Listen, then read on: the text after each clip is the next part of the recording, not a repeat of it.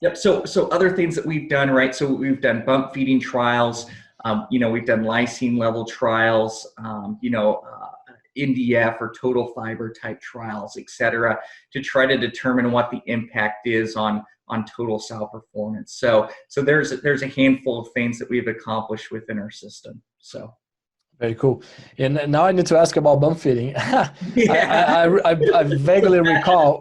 I know. Yeah. What do you guys find? I vaguely remember.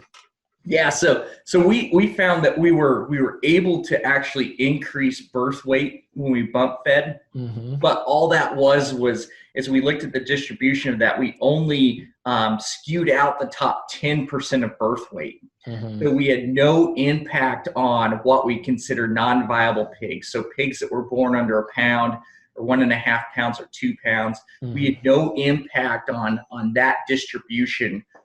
We only had an impact on the right-hand curve of the distribution. So that extra birth weight and what we extrapolated that would be wean weight or market weight did not provide enough additional revenue of the cost of bump feeding the sow, right? So, every pound of gestation feeds probably 10 cents, per sow on a given place, right? So if you're bump feeding 2 pounds for 14 days, right, that really adds up once again across 100,000 sows. So yeah, we did find a very small birth weight difference, but it was not enough to justify the revenue of the investment. Yeah, the return over investment wasn't there, Marcio. Interesting. Very cool. Very cool. Did you guys look at stillborn or lactation intake at all? Or yeah. So we did look at that. Yeah, I should have mentioned that as well, right? So we did see a stillborn increase, and then lactation intake we didn't measure. But yeah, we would assume, as most literature's seen, that lactation intake is probably not likely to be improved if you bump feed, right? You're probably just going to keep it the same or drag it. Or reduce.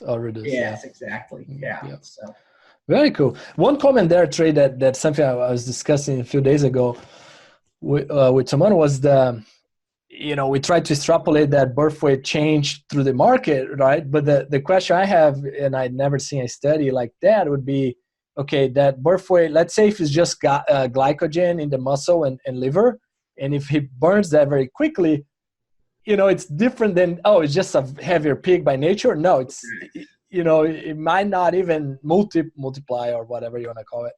Correct. Yeah. And, I think that's, a very good area to really focus on, right? What is the myth of weaning weight to market weight, right? And it's probably going to be different, for different scenarios, just like you mentioned, right? So in some case, a pound may be a pound, but in other cases, it may be something that just doesn't hold on, whether that's water weight or visceral weight or glycogen or whatever it may be, right? So at the end of the day, it's all about carcass weight. So.